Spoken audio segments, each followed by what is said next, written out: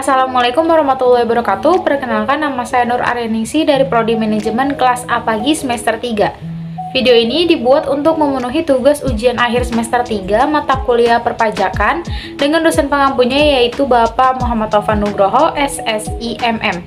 Dan pada video kali ini saya akan membahas setidaknya ada 6 topik. Yang pertama PPh pasal 23, yang kedua PPh pasal 24, yang ketiga PPh pasal 25, yang keempat PPh pasal 26, yang kelima PPN, dan yang keenam PPNBM. Dan tanpa lama-lama lagi langsung saja kita ke materinya. Sekarang kita masuk pada pembahasan yang pertama yaitu mengenai PPh pasal 23. PPh pasal 23 adalah pajak yang dipungut atas jasa atau dikenakan pada penghasilan atas modal, penyerahan jasa atau hadiah, dan penghargaan selain yang telah dipotong PPh pasal 21. Untuk jatuh tempo penyetoran PPh 23 ini yaitu setiap tanggal 10 sebulan setelah bulan terutang PPh 23. Selanjutnya ada dasar hukum PPh pasal 23. Yang pertama pasal 23 Undang-Undang Nomor 7 Tahun 1983 tentang pajak penghasilan sebagaimana telah diubah terakhir dengan Undang-Undang Nomor 36 Tahun 2008 tentang perubahan keempat Undang-Undang Nomor 7 Tahun 1983 tentang PPh. Lalu yang kedua Peraturan Menteri Keuangan PMK nomor 24/PMK.03/2008 tentang jenis jasa lain sebagaimana dimaksud dalam pasal 23 ayat 1 huruf C angka 2 Undang-Undang Nomor 7 Tahun 1983 tentang PPh sebagaimana telah diubah beberapa kali terakhir dengan Undang-Undang Nomor 36 Tahun 2008. Lalu yang ketiga Undang-Undang Nomor 7 Tahun 2021 tentang harmonisasi peraturan perpajakan atau UU HPP. Lalu yang keempat ada Peraturan Menteri Keuangan Nomor 69/PMK.03/2022 tentang pajak penghasilan atau PPh dan pajak pertambahan nilai atau PPN atas penyelenggaraan teknologi finansial atau fintech. Dan berikut tarif dan objek pajak untuk PPh pasal 23. Terdapat dua tarif, yaitu tarif umum dan tarif khusus. Tarif umumnya sebesar 2% dan tarif khususnya sebesar 15%. Untuk objek pajak yang pertama, dividen, kecuali pembagian dividen kepada wajib pajak orang pribadi dikenakan final, bunga, dan royalti untuk tarifnya sebesar 15%. Yang kedua, hadiah dan penghargaan. Selain yang telah dipotong PPh pasal 21, tarifnya adalah 15%. Lalu yang ketiga, sewa dan penghasilan lain berkaitan dengan penggunaan harta, tarifnya adalah 15%. Lalu yang keempat, imbalan jasa teknik, jasa manajemen, jasa konstruksi, dan jasa konsultan, tarifnya adalah 2%. Selanjutnya, untuk objek pajak yang kelima, imbalan jasa lain sesuai dalam PMK nomor 141/2015, tarifnya sebesar 2%. Lalu yang keenam, penyelenggaraan teknologi finansial atau fintech untuk wajib pajak dalam negeri, tarifnya adalah sebesar 15%. Untuk yang ketujuh, penyelenggaraan teknologi finansial atau fintech untuk wajib pajak luar negeri dikenakan PPh pasal 26, tarifnya adalah 20%. Dan yang kedelapan, wajib pajak yang dikenakan PPh 23 tidak punya NPWP, tarifnya 100% lebih tinggi. Selanjutnya untuk subjek PPh pasal 23, berikut adalah subjek yang kena pemotongan atau pemungutan pajak PPh pasal 23. Yang pertama, wajib pajak atau WP dalam negeri bisa wajib pajak orang pribadi atau badan. Yang kedua, bentuk usaha tetap atau BUT.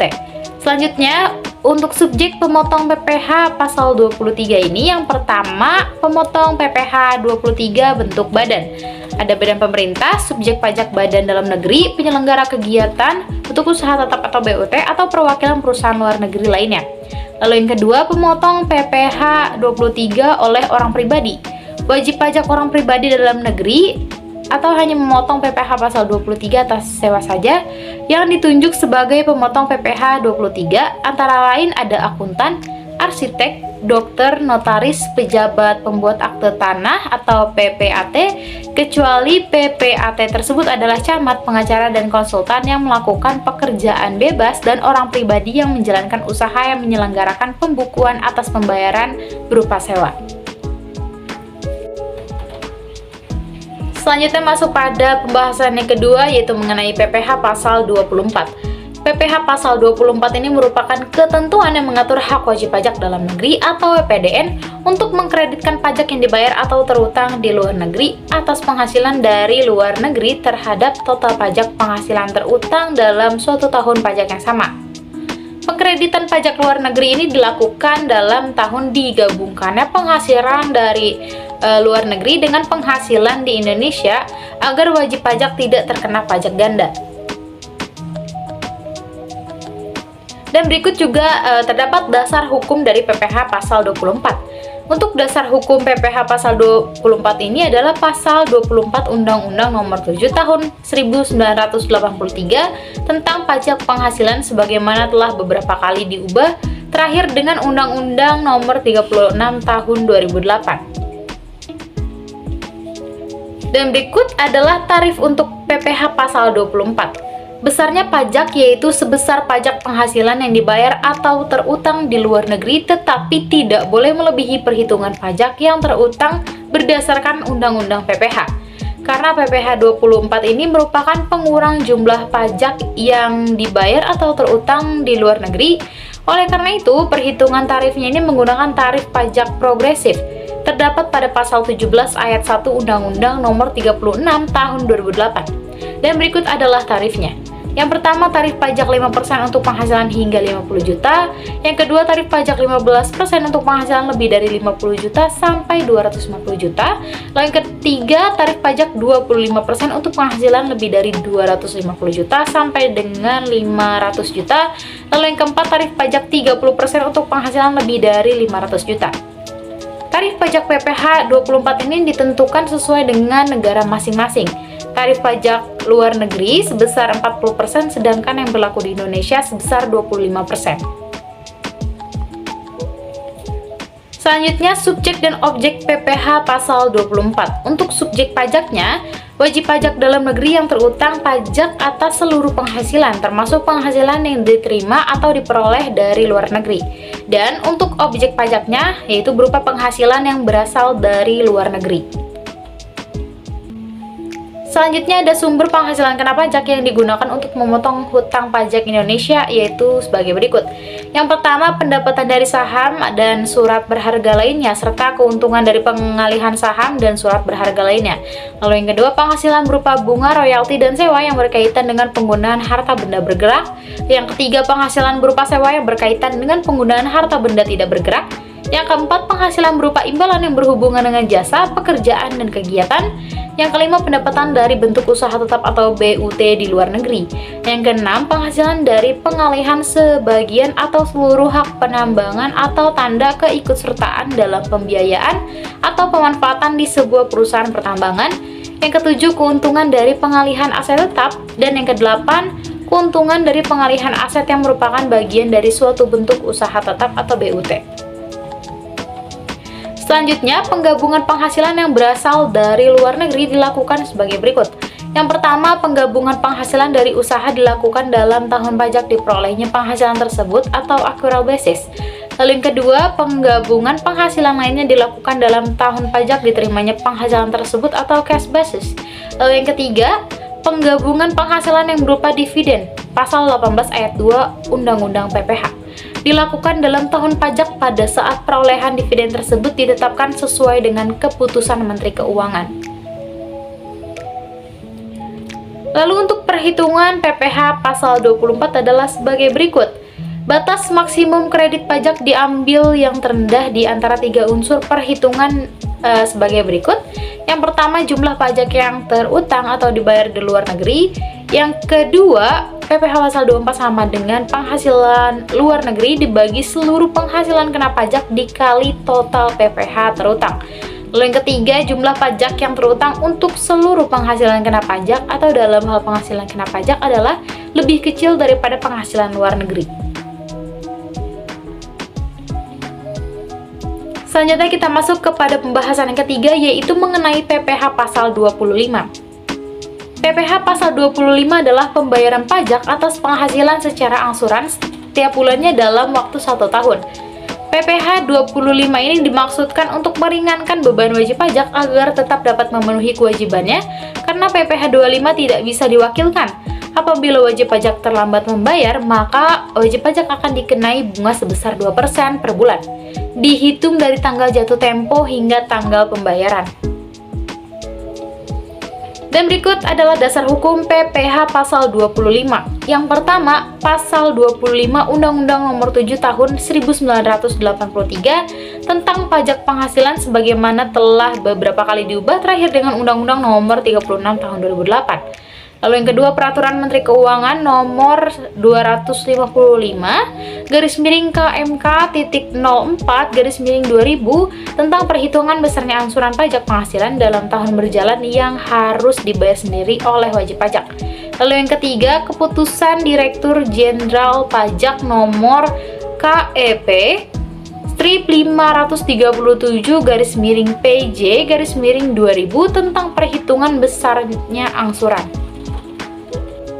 Dan berikut adalah tarif pajak PPh pasal 25. Terdapat dua jenis pembayaran angsuran PPh pasal 25 untuk wajib pajak orang pribadi atau WPOP.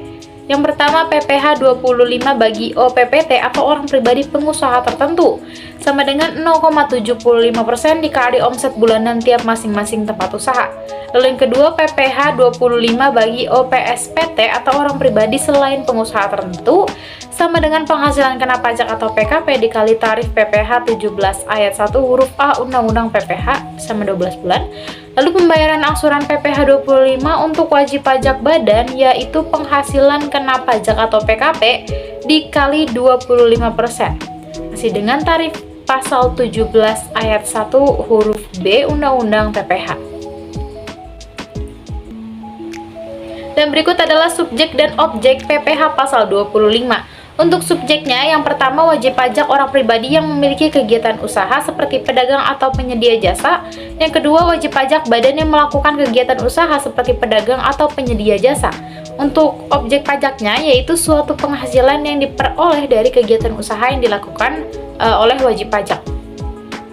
Selanjutnya, perhitungan PPh pasal 25. Besarnya angsuran PPh pasal 25 ini dalam tahun berjalan dihitung sebesar PPh yang terutang pajak tahun lalu yang dikurangi dengan yang pertama, pajak penghasilan yang dipotong sesuai pasal 21 yaitu sesuai tarif pasal 17 ayat 1 bagi pemilik NPWP dan tambahan 20% bagi yang tidak memiliki NPWP, dan pasal 23 15% berdasarkan dividen, bunga, royalti, dan hadiah-hadiah, serta 2% berdasarkan sewa dan penghasilan lain serta imbalan jasa. Serta pajak penghasilan yang dipungut sesuai pasal 22, pungutan 100% bagi yang tidak memiliki NPWP. Lalu yang kedua, pajak penghasilan yang dibayar atau terutang di luar negeri yang boleh dikreditkan sesuai pasal 24, lalu dibagi 12 atau total bulan dalam pajak masa setahun. Selanjutnya kita masuk kepada pembahasan mengenai PPh pasal 26. PPh pasal 26 ini merupakan pajak penghasilan yang dikenakan atas penghasilan yang diterima wajib pajak luar negeri dari Indonesia selain badan usaha tetap atau BUT dari pemerintah, subjek pajak dalam negeri, penyelenggara kegiatan, dan perwakilan perusahaan luar negeri. Dan berikut adalah dasar hukum untuk PPh pasal 26. Yang pertama ada pasal 26 Undang-Undang Nomor 7 Tahun 1983 tentang pajak penghasilan sebagaimana telah beberapa kali diubah, terakhir dengan Undang-Undang Nomor 36 Tahun 2008. Lalu yang kedua, Keputusan Menteri Keuangan Nomor 624/KMK.04/1994 tentang pemotongan pajak penghasilan pasal 26 atas penghasilan berupa premi asuransi dan premi reasuransi yang dibayar kepada perusahaan asuransi di luar negeri. Lalu yang ketiga, Keputusan Menteri Keuangan Nomor 434/KMK.04/1999 tentang pemotongan pajak penghasilan pasal 26 atas penghasilan diterimanya atau diperolehnya wajib pajak luar negeri selain bentuk usaha tetap atas penghasilan berupa keuntungan dari penjualan saham dan lain-lain. Selanjutnya ada tarif pajak pasal 26.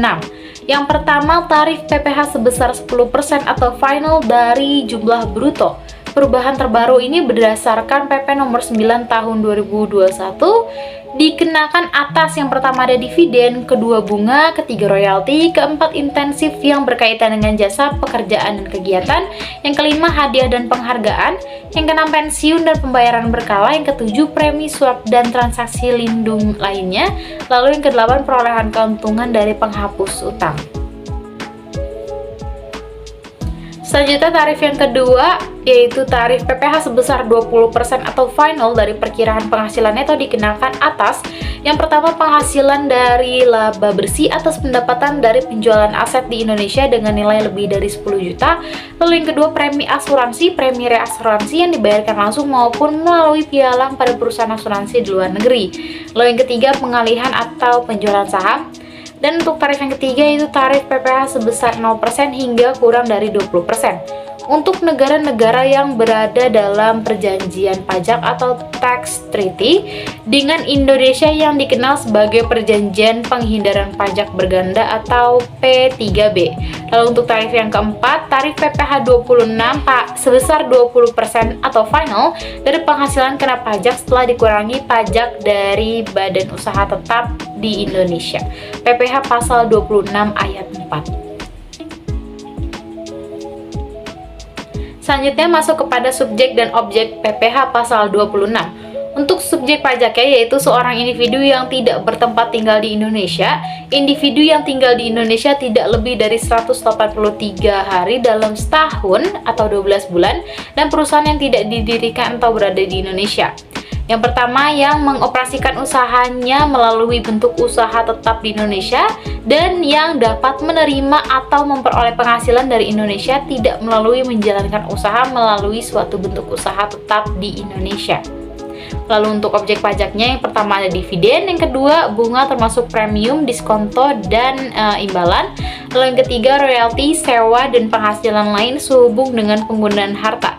Yang keempat imbalan sehubung dengan jasa, pekerjaan, dan kegiatan. Lalu yang kelima imbalan dan penghargaan. Yang keenam pensiun dan pembayaran berkala lainnya. Yang ketujuh premi swap dan transaksi lindung nilai lainnya. Dan yang kedelapan keuntungan karena pembebasan utang.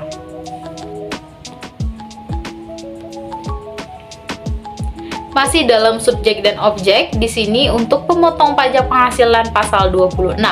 Subjek pajak pemotong PPh pasal 26 ini wajib dilakukan oleh yang pertama badan pemerintah, yang kedua subjek pajak dalam negeri, yang ketiga penyelenggara kegiatan, yang keempat bentuk usaha tetap, yang kelima perwakilan perusahaan luar negeri lainnya yang melakukan pembayaran kepada wajib pajak luar negeri selain bentuk usaha tetap. Sekarang kita masuk kepada topik atau pembahasan yang kelima yaitu mengenai PPN atau pajak pertambahan nilai. PPN adalah pungutan pajak yang dibebankan atas transaksi jual beli barang atau jasa kena pajak yang dilakukan oleh wajib pajak pribadi maupun wajib pajak badan yang telah dikukuhkan sebagai pengusaha kena pajak atau PKP. Untuk dasar hukum dari PPN ini, yang pertama ada Undang-Undang Nomor 8 Tahun 1983 tentang pajak pertambahan nilai dan pajak penjualan atas barang mewah. Yang kedua Undang-Undang Nomor 18 Tahun 2000 tentang perubahan kedua atas Undang-Undang Nomor 8 Tahun 1983 tentang PPN, barang dan jasa, dan PPNBM. Lalu yang ketiga, perubahan ketiga adalah Undang-Undang Nomor 42 Tahun 2009 tentang pajak pertambahan nilai barang dan jasa dan PPNBM. Lalu yang keempat, Undang-Undang Nomor 11 Tahun 2020 tentang Cipta Kerja pada klaster perpajakan. Lalu yang kelima, Undang-Undang HPP Nomor 7 Tahun 2021 tentang harmonisasi peraturan perpajakan. Lanjut untuk tarif pajak PPN, yang pertama tarif umumnya untuk tahun ini adalah 11% untuk penyerahan dalam negeri. Lalu yang kedua tarif khususnya PPN ekspor 0%. Diterapkan atas ekspor BKP berwujud maupun tidak berwujud dan ekspor JKP. BKP adalah barang kena pajak dan JKP adalah jasa kena pajak. Lalu yang ketiga, tarif pajak sebesar 10% dapat berubah menjadi lebih rendah yaitu 5% dan paling tinggi 15% sebagaimana diatur oleh peraturan pemerintah. Lanjut untuk subjek dan objek PPN. Yang pertama, subjek pajaknya ini pengusaha kena pajak atau PKP, baik orang pribadi maupun badan yang melakukan penyerahan barang kena pajak atau BKP dan atau jasa kena pajak atau JKP yang dikenakan pajak berdasarkan Undang-Undang PPN. Lalu untuk objek pajaknya, yang pertama penyerahan barang kena pajak atau BKP dan atau jasa kena pajak atau JKP di dalam daerah pabean yang dilakukan oleh pengusaha. Yang kedua, impor BKP dan atau pemanfaatan JKP atau BKP tak berwujud dari luar daerah pabean di dalam daerah pabean. Lalu yang ketiga, ekspor BKP dan atau JKP. Yang keempat, kegiatan membangun sendiri yang dilakukan tidak di dalam kegiatan usaha atau pekerjaan oleh orang pribadi atau badan. Lalu yang kelima, penyerahan aktiva oleh PKP yang menurut tujuan semula aktiva tersebut tidak untuk diperjualbelikan sepanjang PPN yang dibayar pada saat perolehan dapat dikreditkan. Selanjutnya ada dasar pengenaan pajak PPN atau biasa dikenal dengan DPP. Yang pertama ada harga jual dan penggantian, yaitu biaya yang diminta atau seharusnya diminta oleh penjual karena penyerahan BKP atau JKP. Lalu yang kedua ada nilai impor dan nilai ekspor, yaitu nilai yang menjadi dasar perhitungan bea masuk ditambah pungutan kepabeanan dan cukai untuk impor BKP. Lalu yang ketiga nilai lain, yaitu diatur dengan atau berdasarkan PMK atau Peraturan Menteri Keuangan hanya untuk menjamin rasa keadilan yang dibutuhkan oleh masyarakat banyak. Selanjutnya ada cara menghitung PPN, yaitu sama dengan tarif PPN dikali dasar pengenaan pajak atau DPP. Selanjutnya kita masuk kepada topik yang terakhir, yaitu pembahasan mengenai PPNBM atau pajak penjualan atas barang mewah. PPNBM ini merupakan pajak yang dikenakan pada barang yang tergolong mewah kepada produsen untuk menghasilkan atau mengimpor barang dalam kegiatan usaha atau pekerjaannya. Dan PPNBM ini hanya dikenakan satu kali pada saat penyerahan barang ke produsen. Untuk pertimbangan suatu barang dikenakan PPNBM, yaitu yang pertama ada keadilan pembebanan pajak antara konsumen berpenghasilan rendah dengan konsumen berpenghasilan tinggi. Lalu yang kedua ada pengendalian konsumsi barang mewah, dan yang ketiga perlindungan terhadap produsen kecil atau tradisional, dan keempat adalah pengamanan penerimaan negara.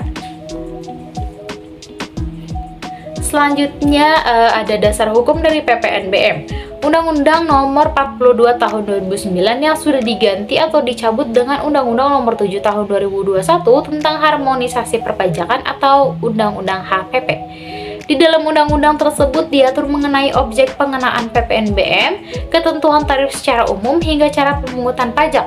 Selain itu terdapat juga PMK nomor 05/PMK.010/2022 yang mengatur PPNBM ditanggung oleh pemerintah di tahun 2022 ini.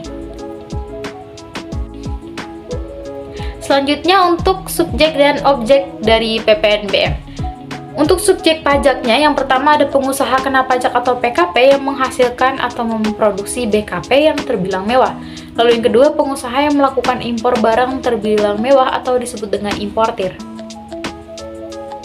Selanjutnya untuk objek pajaknya, yang pertama ada objek pajak yang dikenakan untuk PPNBM ini memiliki karakteristik, yaitu sebagai berikut.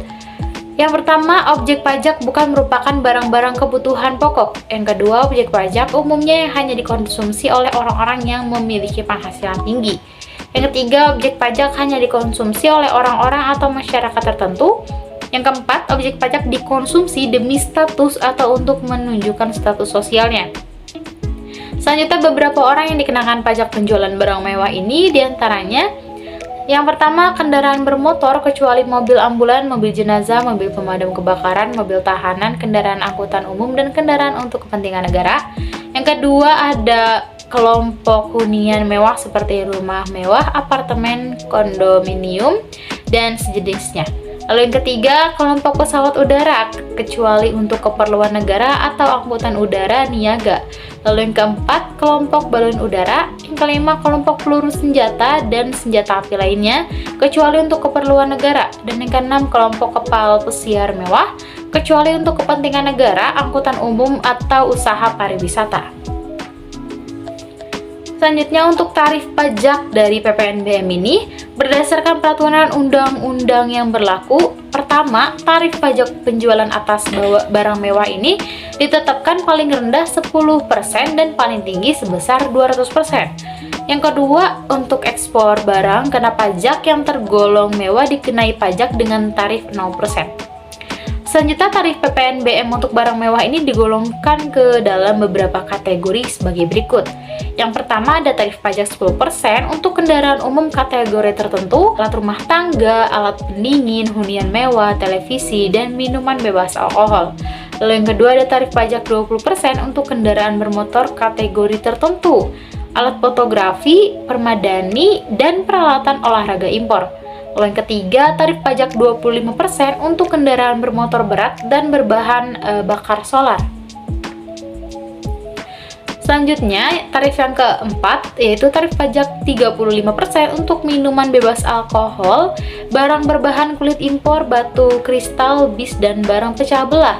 Lalu yang kelima, tarif pajak 40% untuk barang mewah yang dikonsumsi kalangan tertentu dengan penghasilan yang cukup tinggi, seperti balon udara atau jenis pesawat tanpa tenaga penggerak, peluru senjata api milik pribadi selain kebutuhan negara.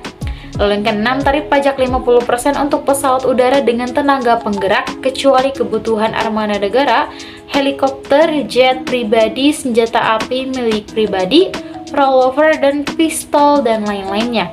Lalu yang ketujuh, tarif pajak 75% diberlakukan pada kapal pesiar, kapal eksklusi, dan kendaraan air semacam yang dirancang untuk pengangkutan orang. Lalu kapal Ferrari dari semua jenis kecuali untuk kepentingan negara atau angkutan umum, yacht kecuali untuk kepentingan negara atau angkutan umum. Selanjutnya, cara perhitungan PPNBM. Untuk menghitung besaran PPNBM, terlebih dahulu menghitung dasar pengenaan pajaknya atau DPP yang meliputi yang pertama harga jual barang, yang kedua biaya penggantian, dalam hal ini termasuk biaya penyerahan, ekspor jasa kena pajak atau ekspor BKP tidak berwujud dan tidak termasuk dalam PPN. Lalu yang ketiga, nilai impor yang diambil dari bea masuk, pungutan lain yang sudah terkena pajak, dan cukai impor atau BKP. Lalu yang keempat, nilai ekspor termasuk semua biaya yang dipungut oleh pihak eksportir. Dan yang kelima, nilai lainnya sesuai keputusan Menteri Keuangan. Kemudian harus mengetahui tarif PPN yang berlaku. Selanjutnya berikut adalah cara untuk penghitungannya. Dalam hal ini adalah rumus untuk menghitungnya, yaitu PPNBM sama dengan DPP dikali tarif PPNBM. Karena PPNBM ini tidak bisa terpisahkan oleh PPN, berikut ini merupakan rumus penghitungan PPN untuk barang mewah. PPN sama dengan tarif PPN dikali buka kurung harga barang dikurang PPNBM tutup kurung.